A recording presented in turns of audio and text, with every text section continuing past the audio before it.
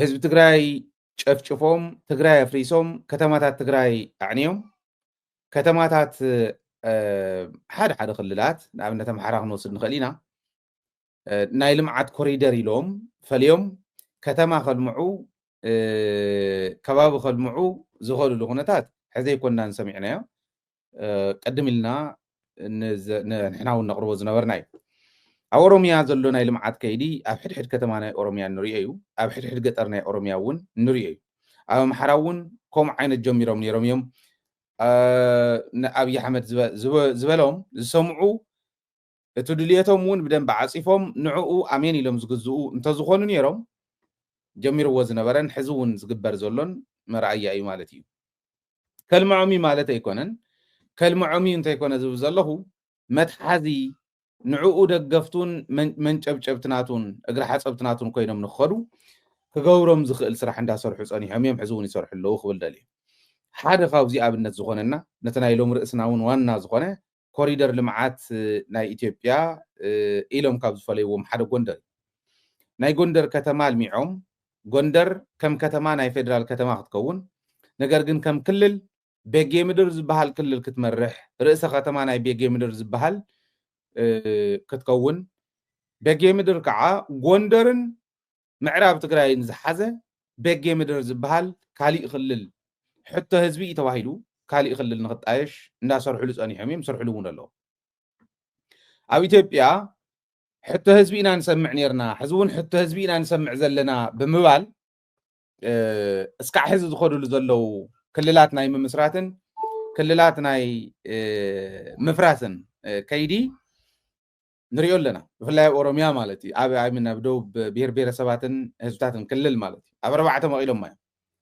ኦሮምያ ግን እንዳሰፍሐት ክትከይድ ተን ካልኦት እንዳተመቐላ ከዳ ኦሮምያ ግን እንዳሰፍሐት ክትከይድ ኢቱ ዕላማ ናይ ኦሮምያ ብልፅግና ኦሮሞ ማለት እዩ ኦሮምያ ትርእይዎ ኣለኹም ደቡብ በቲና ናይ ደቡብ ክልላት ሕዝነን ወይነን ኮይነን ዘለዋ ናብ ኦሮምያ ንምግባር ንኣሲሚሌሽን ኣዳልዮም ኣቕሚጦምን ኣለዉ ቤንሻንጉል ከመይ ከም ዝእትውዋ ጋምቤላ ከመይ ከም ዝእትውዋ ነጊሮምና ንዓፋር እውን ኩሽ ኢኹም ንስኹም ኢሎም ክወስድዎም ከመይ ይዳለዉ ከም ዝነበሩ ቅድም ኢልና እንፈልጦ እዩ ንሶማልያ እንታይ ከም ዝብልዎም ንፈልጥ ኢና ንካልኦት እውን ከምኡ ካብ ኣምሓራ ክልል ኣየናይ ክወስዱ ንኬሚሴ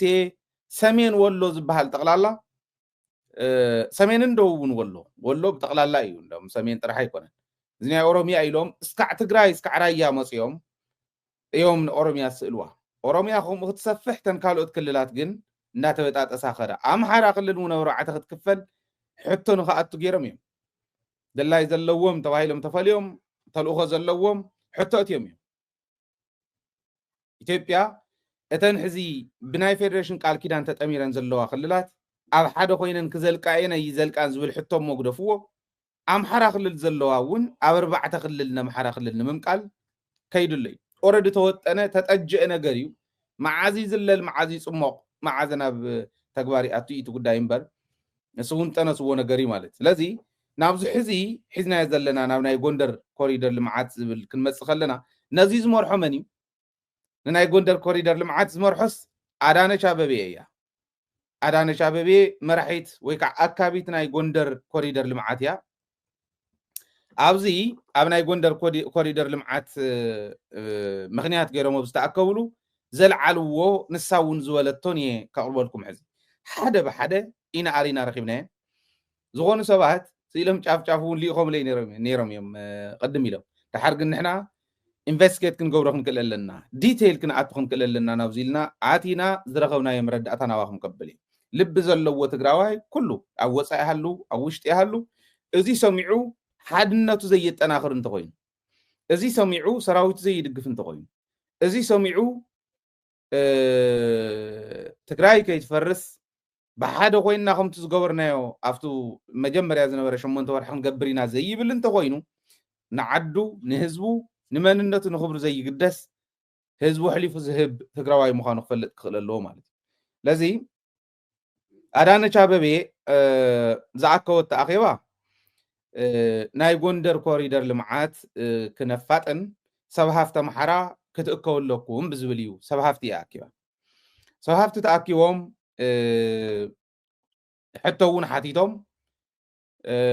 ملسون توهيبو بعلمون زقربو ريكويست حتى زقربوه كمزي انت زخون لهم زقربوه ممارس مالتي نسون نختكبر غيرها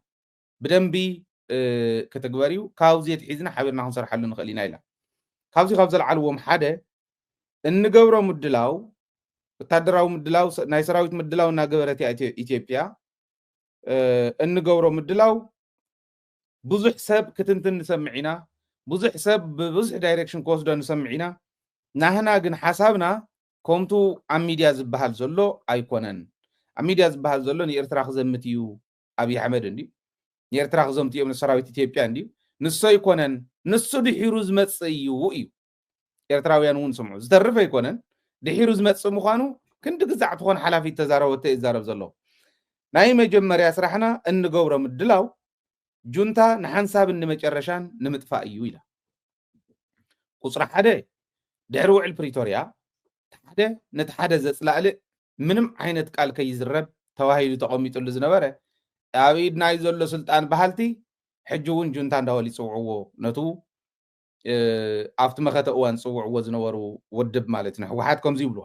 ስለዚ ሕወሓት ንሓደን ንመጨረሻን ግዜ ናይ ምጥፋእ ምድላው ኢና ንገብር ዘለና እምበር ናብ ኤርትራ ንምዝማት ኣይኮነን ንሱ ድሒሩ ዝመጽእ እዩ ትብል ኦኬ ታይ ማለት እዩ ትምድላው ታይ ማለት እዩ ድሒሩ ይመጽእ ማለት ታይ ማለት እዩ ንሕወሓት ክንጥፎ ኢና ማለትስ እዚን ተርጉሞ ንዳሎ ለና ክትብል ከላ ናይት ማለ መደብና ሞቶ መሊስኩም ረኣይዎ ቃል በቃል ዘቅረብ ኩልኩም ናልባሽ እውን ሕጂ እውን ዲ ዘቅረብ ኩልኩም ከሐልፍ አይ ቲንክ ከሕልፋ እሞ ክትሪእዋ ኣለኩም ትምድላው እንታይ ማለት ምዃኑ ወይ ሞባይል ይከሪእኩም ናብ ጦላይ 200 ባሳት ከም ዝኸዳ ይሓቢረኩም ነይረ 200 ባስ ስለዚ ናልባሽ ንኽትሪእዎ ኣብ ሞባይል ኮይኑ ንኽትሪእዎ እዚአን እንተን ባሳት ኣብ ስክሪን ከምጾ ነይሩኒ ግን ዘየዳለኽዎ ስለ ዝጸናሕኹ እዩ ምስክርታ ተን ባሳት ራእይዎን ብሙልአን 200 ባስ በዛ ሕዚ ትሪእዋ ዘለኹም ተሪለን ጠቕላላ ዝሰልጠኑ ክንደ እዮም ኢልና ክንሓትት ከለና ዝሰልጠኑ እሞ ናብ ድፋዕ ዝመፁ ሕዚ 20,000 ምዃኖም መረጋጊፅና ካብ ጦላይ ጥራሕ ህዝቢ ዘሎ ክንደይ ማሰልጠኛ ማእኸል እዩ ዘለዋ ኢትዮጵያ ክንዱ ዝኣኽሉ ካብ ሓደ ማሰልጠኛ 20,000 ዝኣኽሉ ኣሰልጢኖም በብደረጅኡ በብዝሩ ኣሰልጢኖም ከምዚ ገይሮም መኻይን ተረቢሎም ናብ ግንባር ከምፅዎም እዮም ማለት ትምድላው ንሱ እዩ እቲ ምድላው ባዕሎም ብስልክ ክዘራረቡ ከለው ተን ባንዳታት እውን ሰማዕናዮም ኣብዚ እውን ዘስማዕናኩም ኣብ ቻናልና እውን ኣሎ ሚስጥር ክንትቃላዕ ገለ ዝብል ሰርች እንተገይርኩም ኣብ ቻናልና ኣሎ እዩ ምልልስ ስልክና ይዞም ቆልዑ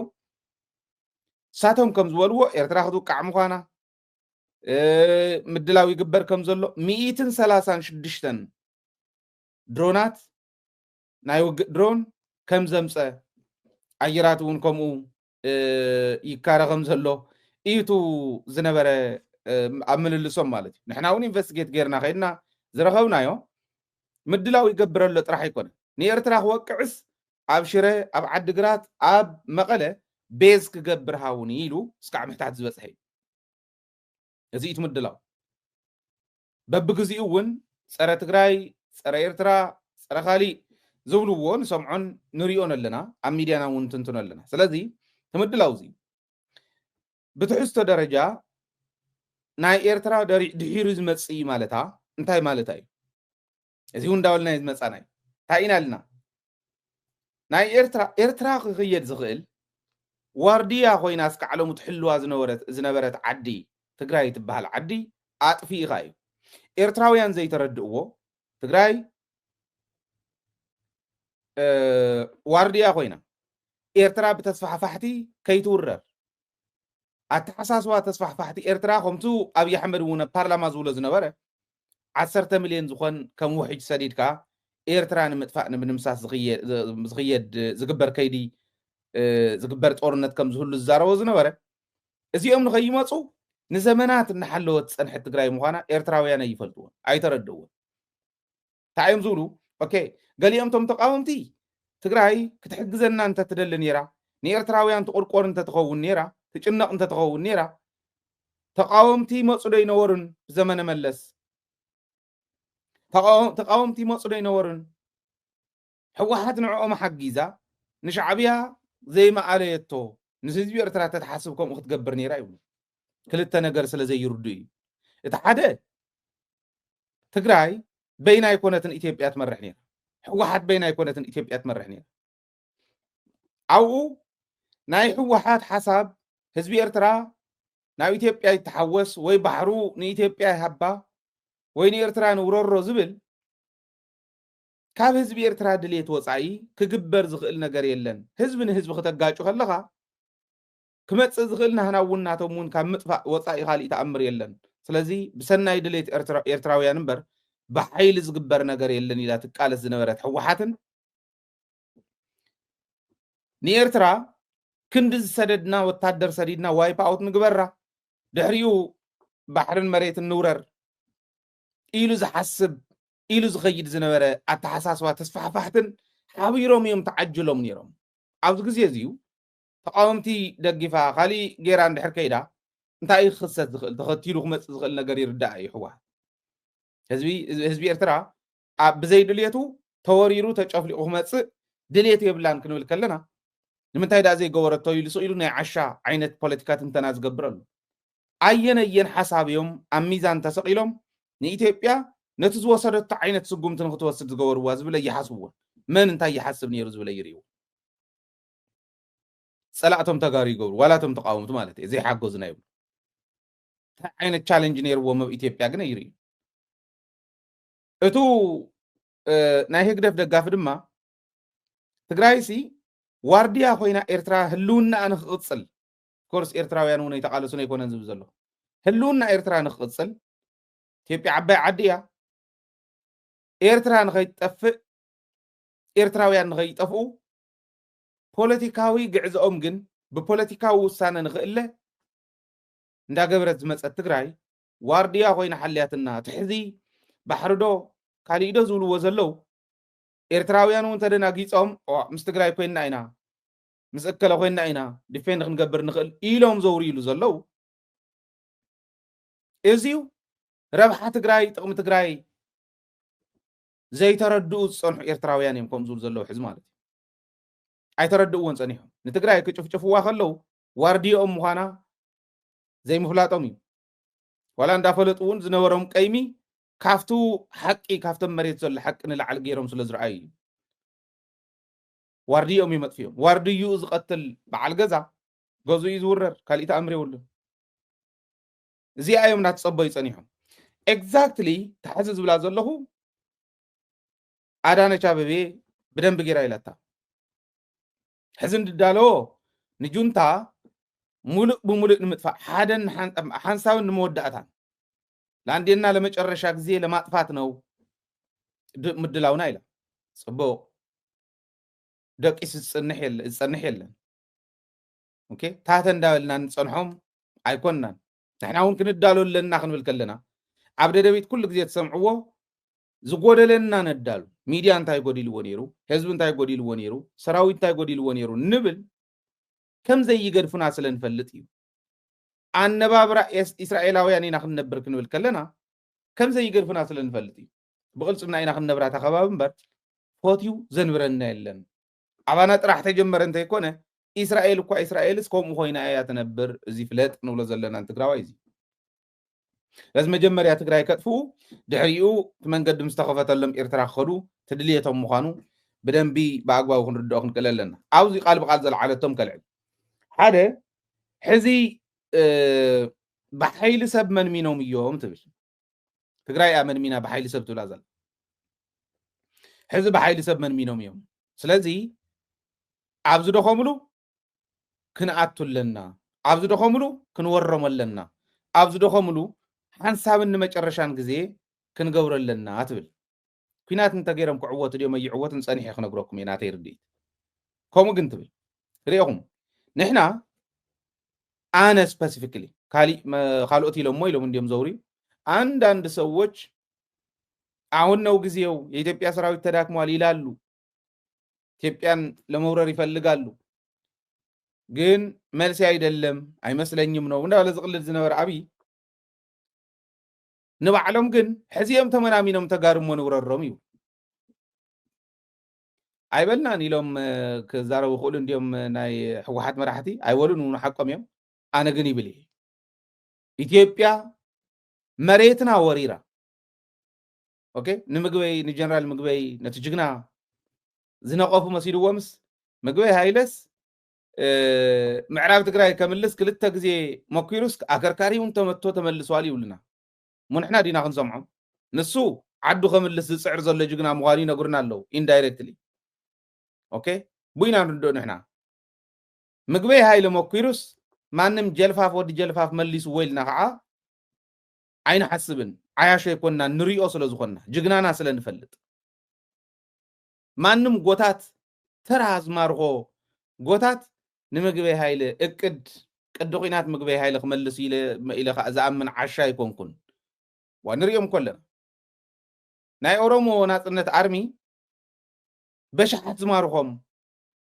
ናይ አምሓራ ፋኖ በሻሓት ዝማርኾም ከም ምዃኑ ኮንሪኦም ኣለና ተናህና ሞግደፍዎ ትናይ ትግራይ ሞግደፍዎ ትናይ ሰብ ውሕጅ ዓይነት ማሪኽካ ተር ረቢልካ ዓለም ዘርኣኻዮም ሞግደፎ ንሱ ግደፎ ትግራይ ፍሉጥ እዩ ኣብ ኦሮሚያ ነው አምሓራን ዝማርኽ ዘሎ ኮዚ ኮይ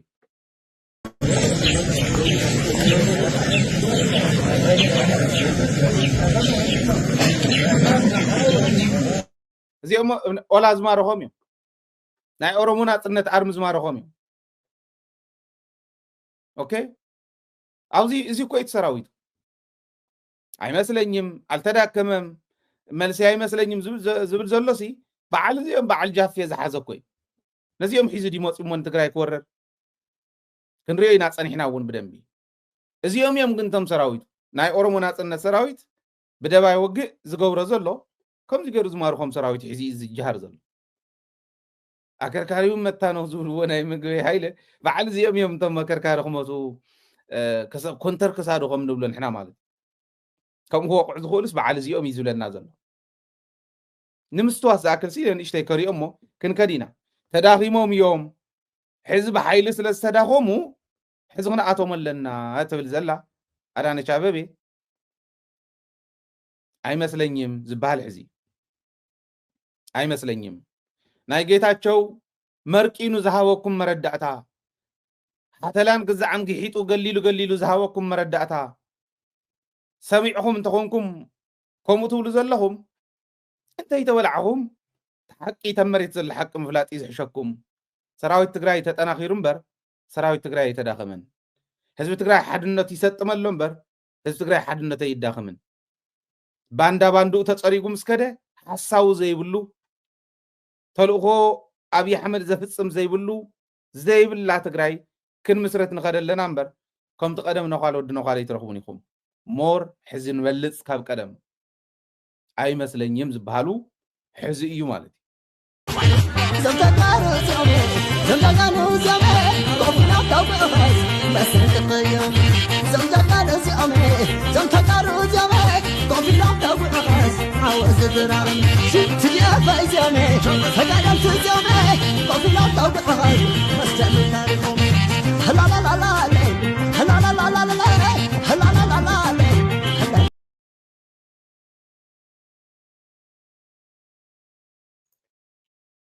ስለዚህ ተዳኺሞም እዮም ዝብል ናይ ኣዳነች ኣበቤ አይመስለኝም ይለያለሁ አይመስለኝም ኣቲኹም ከምዚ እንድሕር ደሊኹም ምናልባሽ ከምዚ ጌርካ ተረቢልካ ጽባሕ ንጎ ንዕበሉ ቀይሕ መስቀል ተቐበሉና ውሰዱልና ያብጽሑልና ናብ ዓዶም እንዳበልካ ዝስደድ ኣይክኸውንን ስለዚ ናብዚ ዝኣትው ሕዚ ተጸዊዑ ዝኣትው ምናልባሽ ዓርሶ ሓልዩ ኣሚኑ ህይወተይ ከጥፋእ ደልየ ኣለኹ ኢሉ ወሲኑ ዝኣቱ ሰብ ክኾን ክኽእል ኣለዎ ዝብል መልሲ ክህባ ይደሊ ጌታቸው ይፈልጦ ሓደ ጽቡቕነቱ ናይ ሰራዊትና ናይ ሰራዊት ትግራይ መራሕቲ ጽቡቕ ገይሮሞ ብጽቡቕ ሒዞሞ ብጽቡቕ መሪሖሞ ዝብሉ ኣነ ንጌታቸው ረዳ ሚስጥር ሰራዊት ትግራይ ንኸይፈልጥ ገይሮም ሕትም ኣቢሎም ሒዞማ ምኻዶም زي عبي عوتي سالا زي فلطو سراويتنا بب كاب زلو خبابي تاي سرحهم زلو سلا زي يفلط كميت انكر سراويت لنا سلا زي يفلط افتا برخا زرعيهم تاتل اخو زفصم الله برخا زرعيهم تزي كوينو حزي انتاي لنا انتاي يبلنا زي مفلاطو جغانيهم صبوق غيركم لازم سسمعكم كتمصوا تدليخ عين نغركم الله انتي مصاخم هيوتكم تيسانكم كلهم دلي قال عايز ولتو ህዝባዊ ድጋፍ የብሎምን ኢላ መኒት ህዝባዊ ድጋፍ ዘይብሉ ህዝባዊ ድጋፍ ዘይብሉ ዘበለ መራሕ እኮ ሃዲሙ ኸይ ህዝባዊ ድጋፍ ዘይብሉ መራሕ ትግራይ የለን ሕዚ ሰራዊት ትግራይ ህዝቢ ከመይ ከም ዝድግፎም ወፂኡ ኣብ ህዝባዊ ኮንፈረንስ ዝገለጸ ህዝቢ እንታይ ይብል ከም ዝነበረ ርኢኹም ኢኹም ሕወሓት እውን كنصل وايلون ولا بدغمتا ክትንጸል ዝነበረት ውድብ ሞር ክትሰጥም ገይሮም ማዮም ተንኮል ጸላእት ምዃኑ ተረዲና ህወሓት ደግፍና እንወስዳ እነዝልቃው ድንበር ትፈርስ ውድብ ኣይኮነትን ስለዚ ህዝባዊ ድጋፍ ዘይብሉ ሓዲሙና ዋኹም ዝመጸ ጥራሕ ህዝባዊ ድጋፍ ዘይብሉ መራሒ የብልናን እዚ እውን ተረድእዎ የዝብላ ሳልሳይ 20-35 ዝኾና ባሳት بمعلتنا ودي سابا نخمص نقبر لنا اينا معلتاوي اتبل زل كاب 20-35 بس كاب تግራይ መንእሰይ نخمص نقبر لنا انا ودي سابا እዚ معلتاوي እዩ እዚዩ ነት መንእሰይ ከመናሙነ ይትብል ትሪእዎ ደለኹም ተተንኮል ጸላእቲ ኩሉ ግዜ ዝሕዝነን እዚ ኣብ ትግራይ ትመንእሰይ እውን ከስተኻኽሎ ዘለዎ ነገር ኣሎ እቲ መሪሕነት እውን كاستخاخلو زلو ነገር ኣሎ እንተሎ ወለዲ መንእሰይ ናብ ስደት ክኸይድ ሙኻዕነ አዲስ አበባ መንእሰይ ናብ ስደት ክኸይድ ሙኻዕነ ስዑድን ናብ ሊብያን ናብ ካሊእን ነዚ ፈቂዱ ዝሰድድ ወላዲ ውሉዱ ክስእን ባዕሉ ፈቂዱ ዝገብሮ ዘሎ ምዃኑ ንሓዝ እቲ መንእሰይ ንኽብተን ተወዲቡ ንኸይሰርሕ ኣብ ስራሕ ፈጠራ ንኸይነጥፍ ስራሕ ፈጠራ ዝተዓደሉ ሰባት ዝፈጠርዎ እውን ኣብኡ ናይ ባዕልና ትካላት እናጣየሽና ኣብ ደቀቕትን ንኣሽትን ንኽዘምት ንኽወፍር ከይንገብሮ መንእሰይና ናብ ስደት ንሰደልና በቲ ሓደ ገጽ ብሱርት መንእሰይ ብዙሕ ትምህርቲ ዘድልዮ ምዃኑ ይርዳእኒ ንስዑዲ መኻድስ እንታይ ማለት ምዃኑ እስካዕለሙ ዘይርዳእ ስዑዲ ኸይድካ ከም ቆፅሊ ሸምጢጥካ ገንዘብ ዝመጽእ መስሎ ኣውሮፓ ምኻድ ኣሜሪካ ምኻድ ኣውስትራልያ ምምጻእ ከምኡ እዩ ኢሉ ዝሓስብ ከምኡ ዝመስሎ መንእሰይ የለና ገና ዘይተቀየረ መንእሰይ የለና ዘይተቀየረ ማሕበረሰብ ኣለና እዚ ምቅያር ናህና እውን ብፍላይ ከዓ ናይት መሪሕነት እውን ይኾን ዘሎ ኣብ ዓዱ ዝቅየር ኣብ ዓዱ ዝለምዕ ኣብ ዓዱ ትካላት ዘቋቁም መንእሰይ ክህልወና ክእል ኣሎ ኣዲስ ኣበባ ክትከዱ ዋላ ክንድድላዮም ዘታለሉ እንተታለልኹም كم كلب سجان نار عيو نابد الله يموسيدهم كترفهم زيوت قوري ولكمن زخرا سلا زلوا سلا زفلتي زكي جاي ناب سدت زغيد من سيون جي جاي من سي تودي بخي يسرح سأنز دقفو منقستي سأنز مرح منقستي زرخوا زلو مكرا زركب تقوار نريء زلنا عنايت منقستي دخمتي زيون كرم كخل الله سال سايتبل አዳነች ሰራዊት እውን ክብትኑ ዝመደብናዮም ኣለውት ንመን ያመድባ ዜሬ ኢኹም ኣብ ትግራይ ሰራዊት ክብትኑ ዝተመደቡ መራሕቲ ሰራዊት ኣለዉ ማለት ከምኡ ትብለና ኣላ ይኽብል እምበር ናይ ትግራይ መራሕ ሰራዊት ኮይኑ እዚ ዝሰምዕ ሰብ የለን ሓደ ግዜ ኣብ ራያ ዝገብርዎ ዘለዉ ናይ ምትላል ከይዲ በዓል ረዳእ ሓለፎም ኣብ ካልኦት ከባቢታት እውን ዝገብርዎ ዘለዉ ሓደ ሰባት ናብ ዓፋር ወሲድካ ናብ ዓዲ ኣምሓራ ወሲድካ ናይ ምስልጣን እዚ ትእቅዶም እዩ ተሓሳቦም እዩ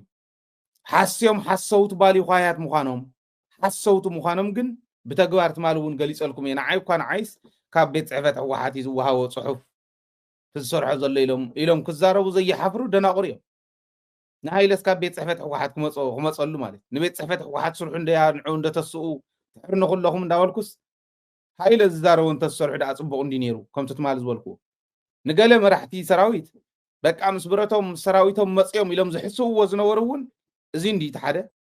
ናብ ሓራ መሬት ዓፋር ከይዱ ናብ አዲስ አበባ ከይዱ ዝተባሃለሉ ኣብ ኣርሚ 33 ኣዛዚ ኮር 331 ተጋዳላይ ንጉስ ገብረ ጨርቆስ ወይ ከዓ ኣቦይ እየ ኣብ ከተማ ነበለ ተረኸበ ዘለኹሞ ኣብ ኣሃዱ እስኪ ተይዳይ ነይሩ ያኔለይ እንታሰፋ እና ዝረዝረት ስለዘለኻ ጠላእትና ክብልዎ ዝኽእሉ እዮም ክብልዎ ዝኽእሉ እውን እናወድኡ ስለ ዝኸዱ ዘለው ካሊእ እውን ዘይተወድአ ኣማጢጦም ክኸድዎ ይኽእሉ እዮም ኣነ ከም ሰራዊት ትግራይ ኣብ ኣሃድየይ ኣብ ስርሐ እየ ዝርከብ ብኻልኣይ ደረጃ ከምኡ ዝበሃል ዘሎ ምክንያት እውን ናይ ባዕሉ ሰብ ሰኢልካ እናሰፋፋሕካ ናብድሓ ምኻድ ስለ ዝለመደ ተዘይኮይኑ ብዙሕ ናብ ሓራ መሬት ዓፋር ዝበሃል እኳ ሓራ መሬት ድዩ ናይ ሓደጋ መሬት ድዩ ናይ ባዕለይ ክስታይ ክህልወኒ ይኽእል እዩ እንታይ ማለት ምዃኑ እውን ኣይተረድአንን ንምንታይ ኸ እየ ናብኡ ዝሓስቦ ምክንያት እንታይ እዩ እንዳይ ትዘሕስብ ዘሎ ሰብ ባዕሉ ይተንትነለይ ዕላምኡ እውን እንታይ እዩ ኣካይድኡ እንታይ እዩ ዝርድአን እውን እስካዕ ስለ ዘይኮነ ካሊእ እውን ክበሃል ይከኣል እዩ ኣነ ወይ ኣነ እዚ እንዲ ተሓደ ተጋዳላይ ንጉስ ይብለኩም ኣሎ ባዕሉ ኣብኡ ናይ ሓደጋ መሬት ድስ ናይ ሓራ መሬት ማለት ልቢ ዘለዎ ይሕሰቦ ኢልኩም ኣሎ ናብ ሓራ መሬት ይመፁ ኣለው መራሕቲ ከምዚ ዝበሉ ተጋዳላይ ንጉስ እውን መፁ እያ ኢሎም ዝሓሰቡ እዮም ከምኡ ኢሎም ሰብ ዘድንቁር እዮም ሓሰውቱ ምዃኖም ቀዲምና እውን ንፈልጦም ኢና ኣብ ትግራይ እንዳሃለው ገና ንኣዲስ ኣበባ እንተይሃደሙ ንፈልጦም ኢና ፈሻልኹም ምዃኖም ነቲ ዘይፈልጦም ግን ከደናግሩ ስለ ዝኽእሉ ሕዚ ከምዚ ገይሮም ዝብትኑ ሰብ መዲብና ኣለና እያ ትብለና ዘላ ከም ተመደቡ እንዳተዛረብና ደይቀነና ተመዲቦም እዮም ቀዲምና ኢና ኢልና ንሕና የስልጥኑ ኣለው ቅድሚ ምህዳሞም ኣብ ቦርደራት ዓፋርን ኣምሓራን የስልጥኑ ኣለው ኣብ ዓፋር የስልጥኑ ኣለው ሰራዊት ትግራይ ነዚኦም በትኖም የታልሉ ኣለው ሰባት ሕዚ ኣታሊሎም ሰባት ምውሳዶም ኣይተርፍን ቶም ተታሊሎም ዝኸዱ ግን ምምላሶም ከዓ ኣይተርፍን ንዕኦም ኢና እያ መዲብና ትብለና ዘላ ንዕኦም መዲብና ኣለና እያ ትብለና ዘላ እንደውም እንታይ እያ ትብል እሾሁን በእሾህ ክብለኩም ቀኒ ምናልባሽ ሰሚዓት ነድያ ንዓይ ወይስ ኣመሎም እዮም ዝገብሩ ዘለው ልምዶም እዮም ዝገብሩ ዘለው ባዕሎም ከምኡ ይብሉ ስለ ዝብል ዝነበርኩ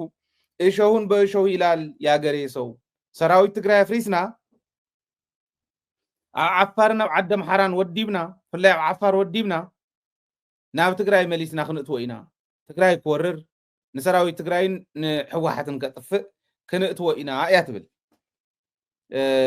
ህዝቢ ትግራይ ከጥፍእ ማለት እዩ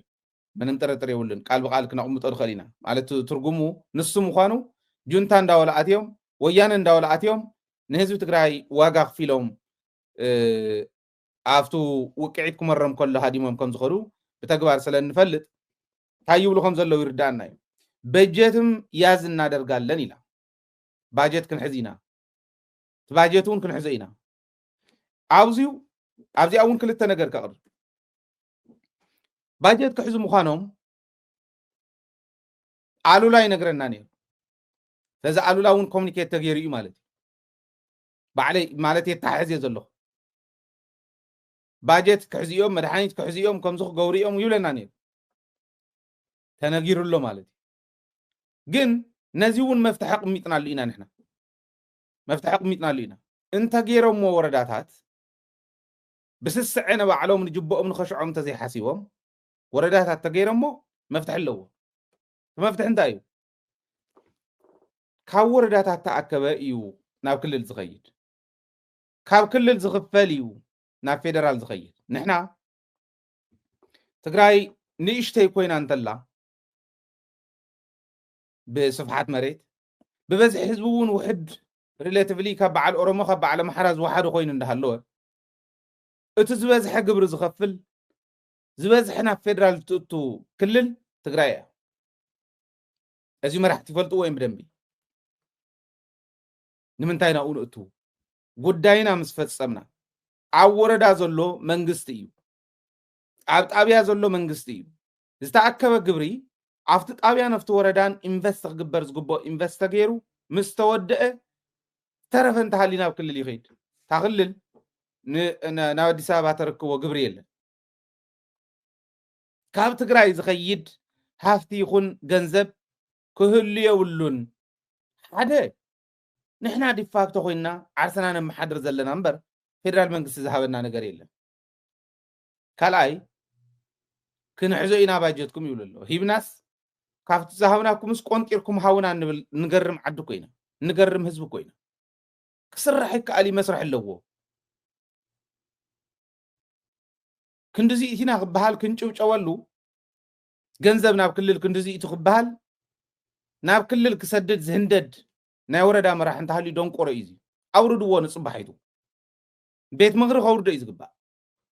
ከም ዝበለ መራሕ ይኮነን ዘድልያ ታ ወረዳ ታ ከምኡ ዝገብር መራሕ ዘለዋ ወረዳ ኣብ ወረዳ ገንዘብ እንተተኣኪቡ ኣብ ባዕለፍቲ ወረዳ ልምዓት ክትግበር ክኽእል ኣሎ ተን ወረዳታት ምዕባይ ተን ጣብያታት ምዕባይ ኮይቱ ምዕባይ ማለት ካልእ እኮ ዕላማ የብሉን ትኽልሉ ተዘራሪብካ ኣብቲ ወረዳ እቶትካ ኢንቨስት ጌርካ ተረፈ እንተሃሊካ ክትህብ ትኽእል ኢኻ እንተዘይሃልዩካ የብለይን ምባል ብፍላይ ሕዚ ከምኡ ጌርና ክንከዶ ንኽእል ኢና ሪሶርስና ሃብቲ ተፈጥሮና ፍጹም ከይወፅእ ምግባር ይከኣል እዩ ትካላት እውን ኣብ ትግራይ ዘለዋ ትካላት ፕሮሰስ ጌረን ናይ ትግራይ ወርቂ ንደገ ኤክስፖርት ጌርና ካብ ዝበሃል ፕሮሰስ ጌረን ጎዋጉብ ጌረን ናይ ትግራይ ጎዋጉብ ናይ ትግራይ መስቀል ናይ ትግራይ ቀለበት ጌርካ ሰሪሕካ ትሸጦ እንታይ ክትገብሩ ኢኹም ናብ ፌደራል ትሰድዎ ኣይ ንሕና እኮ ፌደራል ስለ ዘለና ብፌደራል ዝመሓደርን ብግዛዕ ዝመሓደርን ትብል ኣብ ፌደራል ንሕና የለናን ናይ ፌደሬሽን ቃል ኪዳን እንድሕር ፈሪሱ እቲ ሕገ መንግስቲ እንድሕር ተጣሒሱ መሬት ትግራይ ወሪሮም ሕገ መንግስቲ ጥሒሶም ናይ ፌደሬሽን ቃል ኪዳን ክሂዶም ዝኸዱ ምስ ዘለው ሓይልታት ሓቢርና ስለ ዘለና ኢልካ ትሓስብ እንተኾንካ ንስኻ ኢኻ ንህዝብካ ተብልዖ ዘሎ ስልጣን ንምቕፃል ከምኡ ዝበሃል ነገር የለን ታዝብላ ዘለኹ ሕዚ ነቲ ህዝቢ ክንደይ መመቀረቶ እንተትግበር ነይሩ የለን ደቀቕቲ ንኣሽትን ኣርዮም ዘምፅዎ ኣብ ትግራይ ባንክ እንተድልዩ እውን ማይክሮ ፋይናንስ ተዘይኮይኑ እውን ናይ ትካላት ፕሮሰስ ዝገብራ ማሽናት ዝእትዉ ትካላት ፕሮሰስ ተገይራ ትወፅእ እምበር ናይ ትግራይ ወርቂ ትኹን ሳፋየር ወፅያ ናብ ዓዲ ሃገር ከይዳ ተሰሪሓን ትግራይ ክትሽየጠሉ ኣይግባእን ኣይትስርሕዎ እዚ ብምግባር ክንሕዞ ንኽእል ኢና በጀት ያዝ እናደርጋለን ዝበለቶ ክምለስ ዝኽእል ስለ ዝኾነ እየ ዝዛረቦ ዘሎ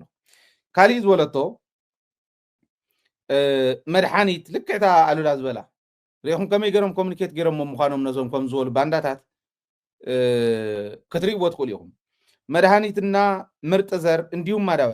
መዳበርያ እውን ፈርቲላይዘር መዳበርያን ምሩፅ ዘርእን መድሓኒትን ክንሕዝ ኢና ክነድንጉ ኢና ኢሎም እዚ እውን ናይ ባዕሉ መፍትሒ ኣለዎ እቲ መድሓኒት ክእትውዎ ዝኽእሉ ክእትው ምግባር ኣብ ትግራይ ክቕመም ዝኽእል ክቕመም ምግባር ኦኬ ባህላዊ መድሓኒት ምትብባዕ ሳይንሳዊ ትሕዝቶ ንኽህልዎም ምግባር ስቕ ኢልና ኮይና ኒና መድሓኒት የለን ተባሂሉ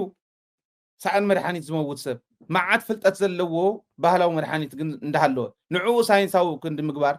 ንምርምር ኢንቨስት ሰብ ክንዲ ምግባር ተመራመርቲ እኒአው እንደኡ እቲ ላቦራቶሪ ዘየለ እንተኮይኑ ንሱ ንኽእቱ ኢኻ ትገብሮ ነቱ ኣብ ደገ ዘሎ ውዳበ ኣብ ደገ ዘሎ ውዳበ ዘድልየካ እኮ ከምዚ ዝበሉ ዋላ ሰከንድ ሃንድ ይኹኑ ናብ ትግራይ ንኽኣቱ ምግባር እኮ እዩ እዚ ትገብር እቲ መድሓኒት ብኡ ትሕዞ ከመይ ጌርካ ትእትወን ተውፅኦን ካሊእ ኣብ ትግራይ ክምረት ዘይኽእል እውን መድሓኒት ከመይ ገይሩ ይኣቱ ትመኽረሉ ትዝትየሉ ምስ ጎረባብትኻ ይከኣል እዩ እቲ ናይ ምሩፅ ዘርኢ ትብሎ እውን ኣብ ትግራይ ክስራሕ ዝከኣል ኮዩ ወይ ስንፍና ኮይኑ ተን ዩኒቨርሲታት እውን ተበጀተለን በጀት ንዓ ሙጭጭ እንዳበሉ ንዓ እንዳበልዑ ዝነብሩ መራሕቲ ንዓ እንዳበልዑ ዝነብሩ ተመራመርቲ ኮይኖም እምበር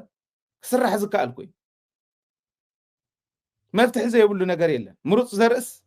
ገባር እንታይ ዝገብር ኣነ ወዲ ገባር እየ ገባር مشلاخ قرص كله قن خلو مرص زرئي يقمط علوونكم وطافونكم وداوشاونكم مرص زرئي يقمط أبعلها كو خطفري يدخل نجر كوي ديري فارم جميرنا نيرنا نحنا مرص زرئي تباهيلن ناي نيوزيلاند دوزي غوربيتي ناي نيوزيلاند خفتي نيرنتن ديري فارم زنبرنا ناتينا عركين ناي حمورا بغايتي كنا نمسينا نحنا وندن قرنا ايني ريلي زام ناي حمورا بغايت كومتونتن كاو نيوزيلاند مصين تباهلا زنكباخبن زنوركو تنكباخيبه حقايم ككتاتل ونز غبر زنوركو تخاتاتيله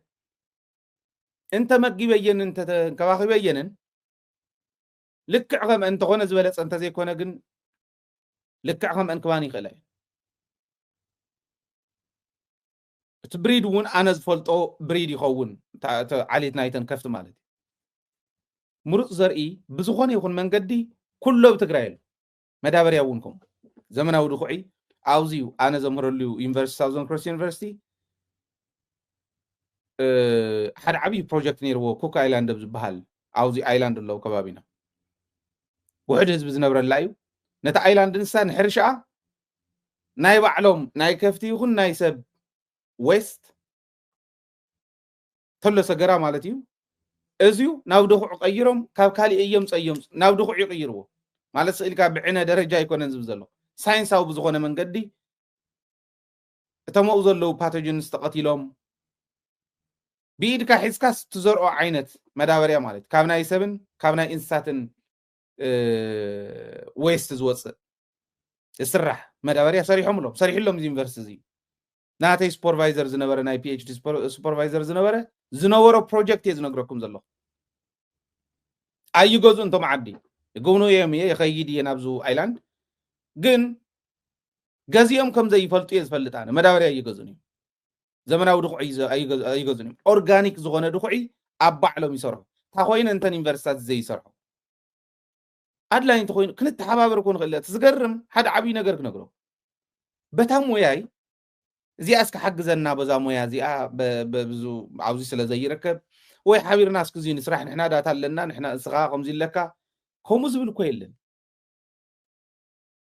مانم أراه ود أراه مهوري يلون دحر كفيلو أو صوو كسرع زغل سبي تونعو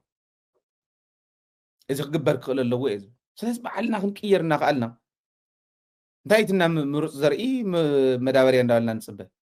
كومبوست خم يقدر كاي مور productive مقبار زكال كم زولا زلهو خم يقدر كاي خاب يونيفرسيتات أو زي تصريحين دي زلهو سكناي تقرا يونيفرسيتي زخونكم حتتون مخرخوكم مستمتين كرهوكم كم يقدر كامروس دايز بالمدابر يخسرح خمت خل كاب شنت بيتن كالي ان شتا بشتا غير ختماتات كاب زبالاشون وصيت زلو مخاني اذ نغركم زلو كسرح يكاليو كسرح ندحر تدلي نعوخ مرح زخل امورو كن يدلي بعد جيم قلدلنا ادانه شباب يتقلدلك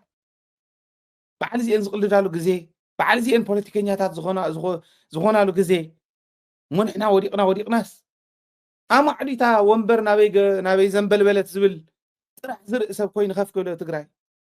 سب كم زي بلو زعدي زي زغرمني كم زي تبلداني شابه ማለት حذي ندادون العلا نداد اوف كورس نداربنا يون كنين عينا ندادون كن حزينا الى نداد حيزم نداد غمي غيركا يخات اب تግራይ انت عين opportunity له اب تግራይ كمرتل زخل مسناي وصا انفسترات تحابيركا اوكي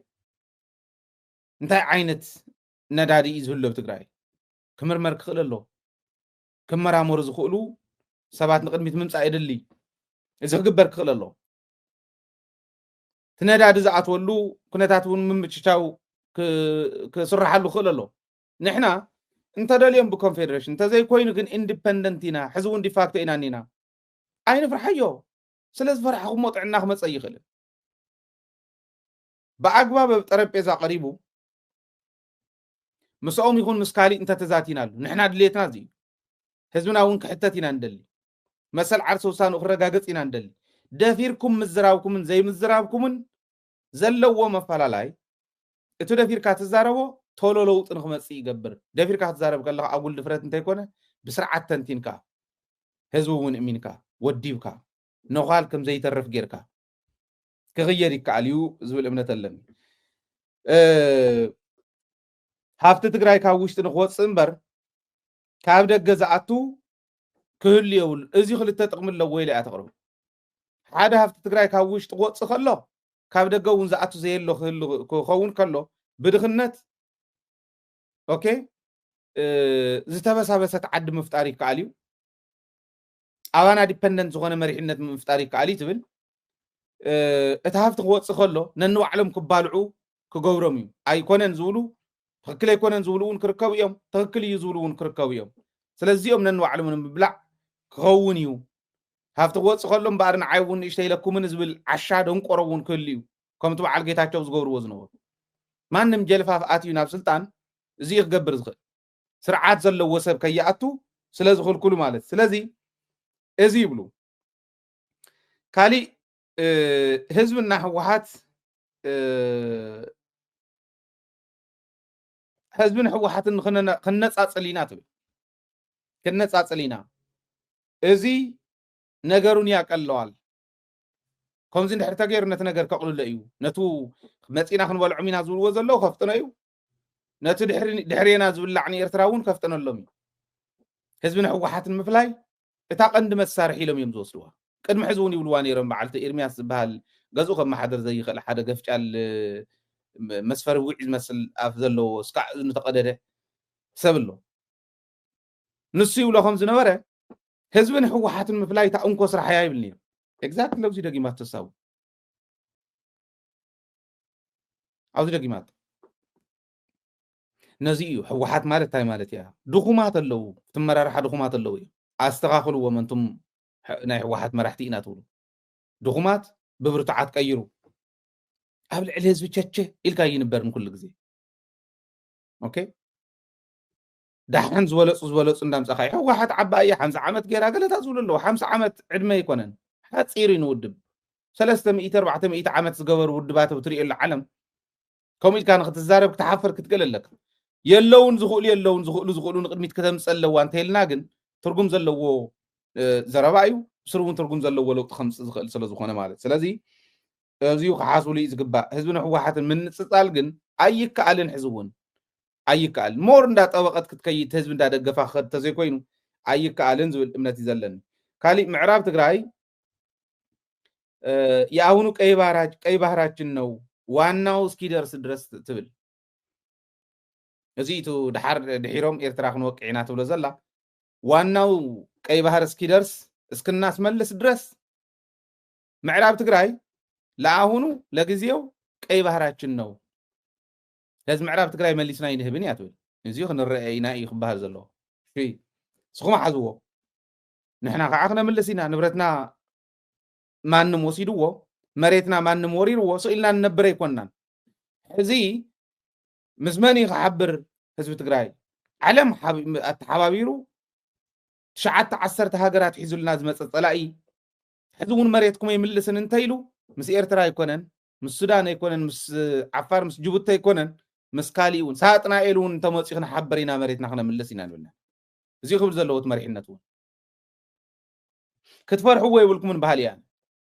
ምስ ኤርትራ ተራኺቦም ከይበሃሉ ዝፈርሑ እንተኮይኖም እንተ ገይሮም እውን ተራኺቦም እስካዕ ሕዚ ከምዘይ ተራኸቡ ይፈልጥ እየ ኣይተራኸቡን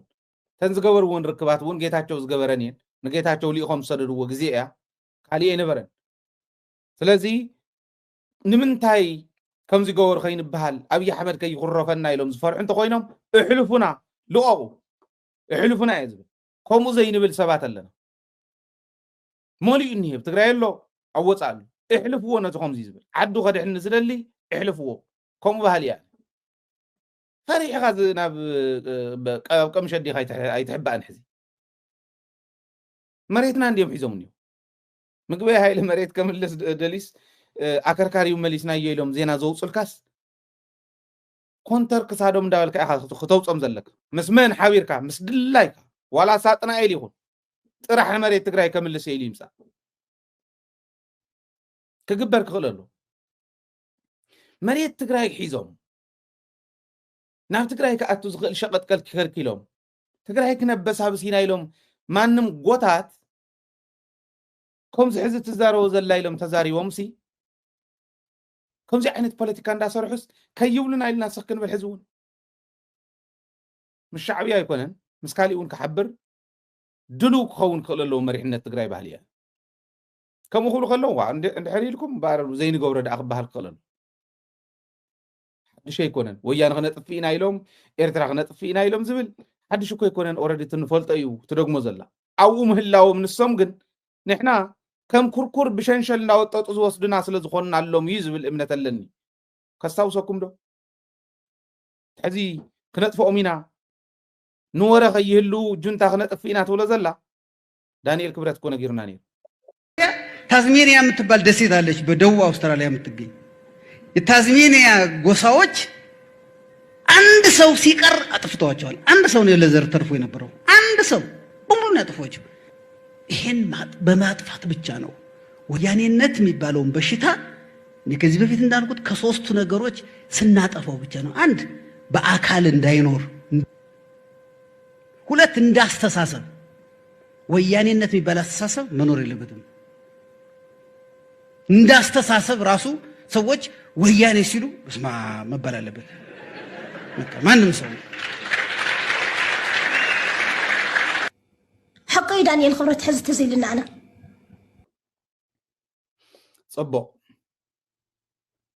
نزي أنا ونقرب يوم دانيال كبرت حقولي وياني النت مالت حوحات النت مالت دي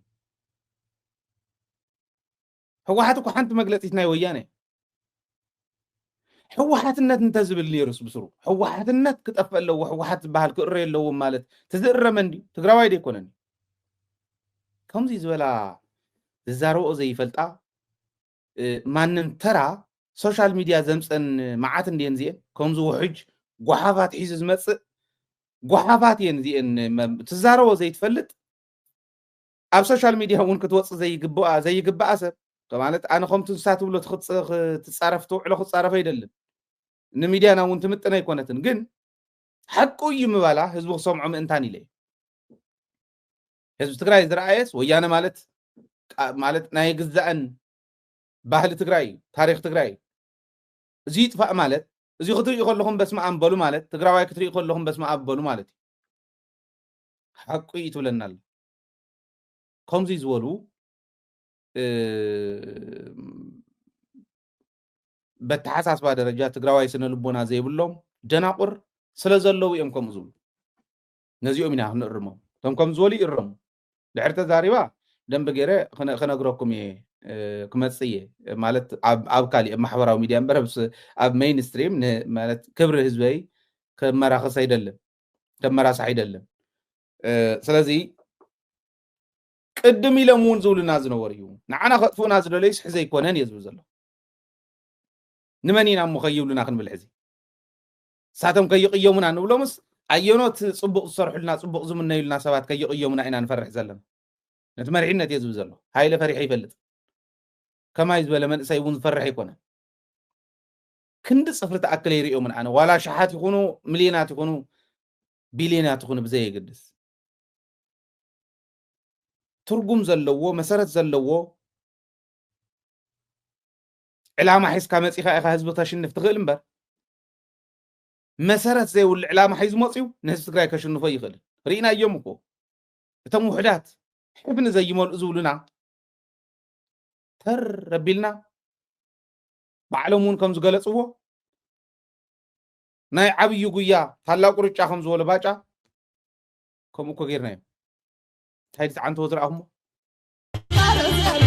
وعرفنا عزيرة كوفينا توبة أخاس مسلطنا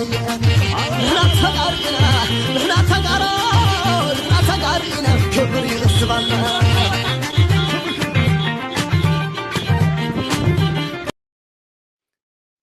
زودا يكونن زودا سلا زي يكونه توعج ريهم تودوا يكونن سئلنا خنوعل تخينا وزينبر كمي كم زنبره حزب مقالي يمسكر حزب تግራይ يمسكر ህዝቢ ዓለም እውን ይመስክር ከጥፉና ዝመፁ ተንከባኺብና መምላስና ሓደ ኢልና ኣለና ካልኣይ ክደግም እንተመፂግን እንታይ ክኸውን ከም ዝኽእል ክፈልጥ ክኽእል ኣለዎ ዕሪና ክንነግሮም ኢና ብቋንቋኦም ክንነግሮም ኢና ንመፆ ኢና ብካሊእ ግዜ እዚ እዩ ስለዚ እዚ ትብል ግን ዝብትኑ ሰባት ከምዚ ዝብሉ ሰባት ኣለው ደናቁር ስለ ዘለው ውሽጥን ዝገዝእዎም ስለ ዘለውን ተገዛእቲ እንታይ ዝብሎም ተጋድላይ ሓጎስ ቂመኛ ወንጀለኛ ተስፈኛ ስለ ዘለው እዩ ይብል እዚኦም ሰለስተኛ እዩ ዝብሎም እዚኦም እስካዕ ዘለው ንዕኦም ክጥቀሙ ክምኩር እዮም ፀላእቲ ንሱ እዩ ዝብለና ዝነበረ ዳንኤል ንሱ እያ ትብለና ዘላ ዳነች ኣብዚ ዓሪና ሕዚ ታሕዚ ትዛረብ ዝነበረት ከምኡ ዝበሉ እንታይ ይብሉ ከም ዘለው ዘይፈልጡ ግልፂ ኢሉ ሶሻል ሚድያ ዘምፆም ጎሓፋት ከምኡ ስለ ዘለው እዩ ኣብዚ ዓቕሚ ዘለዎ ኣመራርሓ እውን ከይመፅእ ክንገብር ኢና ትብል ልብ በል አቅም ያለው አመራር እንዳይመጣ ማድረግ ነው ትግራይ ክትምለስ ከም ትኽእል ናብ ንውር ክትመጽእ ከም ትኽእል መንነታ ክብራ ክትረጋግጽ ከም ትኽእል ትግራይ ይፈልጥ እዮም እዚ ክትገብር ትኽእል ግን ዓቅሚ ዘለዎ ህዝቢ ስለ ዘሎ ዓቅሚ ዘለዎ ህዝቢ ዓቅሚ ብዘለዎ መራሒ ብቅንዕናን ብዓቅምን ተመዘነ ከም ዝብሎ ኩሉ ግዜ ከምኡ እንድሕር መጽዩ ትግራይ ዓርሳ ዝኸኣለት ንኻሊእ እውን ትተርፍ ዓዲ ክትከውን ከም ትኽእል ይፈልጥ እዮም ነዚ ብምንታይ እዮም ክሕዝና ማንም ጎታት ጉርዲ ንላዕሊ እንዳምፁ ከምቱ ሓደ ዝድፍንዕ ዝመስል ተሸረፈ ሸራፍ ርእሱን ሸራፍ ስኑን ዝበልክዎ መስከብ ከምኡ ዝበሉ መስከባት ከመይ ጌራ ከም ዘምፃተው ታውድቡን ይገርመን እንዲ ከምኡ ዝበሉ ናብ ስልጣን ክወፁ ከም በዓል ጌታቸው ዝበሉ ሃተፍቲ ናብ ስልጣን ክወፁ ምግባር እዩ እሱ ይትዕላሞ ኣብዚና ክንጥንቀቕ ዘለና ብጠቕላላ ትብል ማሕበረሰቡ አመራሩ ኢኮኖሚው ፖለቲካው በተለይ ደግሞ ወጣቱ ማደንዘዝ ቀልደ ይኮነን ዛረቦ ዘሎ ኣነ ይሕመኒ ከምዚ ማለት ከምዚ ክብል ከለኹ ዕላምኦም ድማ ብደንብ ስለ ዝርዳእኒ እሞ ብትግራይ ዝኸውን ዘሎ ዋዛ ፈዛዛ ክርኢ ከለኹ ብጣዕሚ ይስማዓኒ ነዚኦም ክነድንዝዝ ኢና ትብል ተስፋው ማጨለም ማደንዘዝና ተስፋው ማጨለም ተስፋና ክፅልምት ደይ ፅልምትን ክንሪኦ ኢና ሕዚ ይትረፍደ ሕዚ በዚሕና ይትረፍደ ሕዚ ሰራዊት ወኒና ይትረፍደ ሕዚ ትካላት ወኒና ኦኬ ትማል እውን ኣይተሳዓርና ኣይመስለኝም ዝበሃሉ እዚኦም እዮም እምበር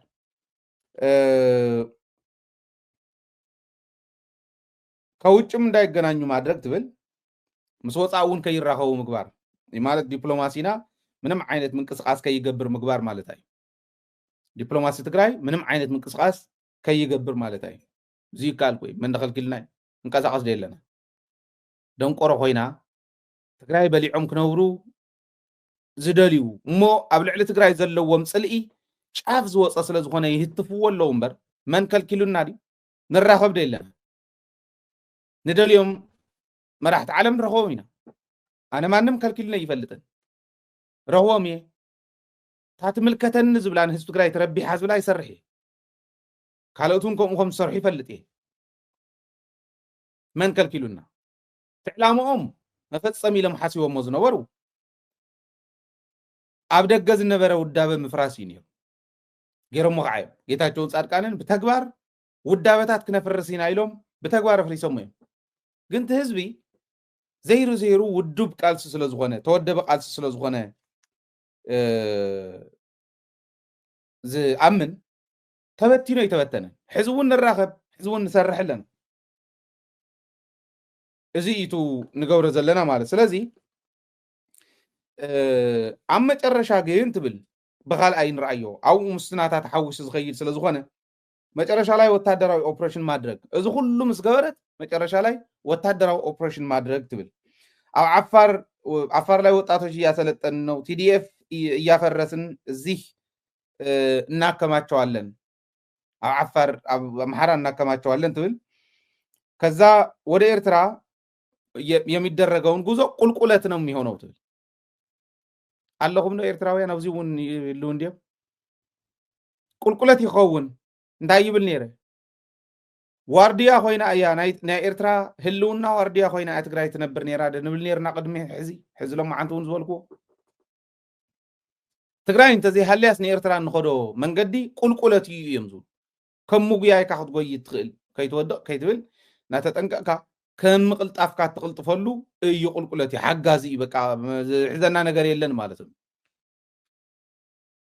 ከም ይብሉ የመሬት ጥያቄ ቀርቶ የህልውና ጥያቄ ይሆናል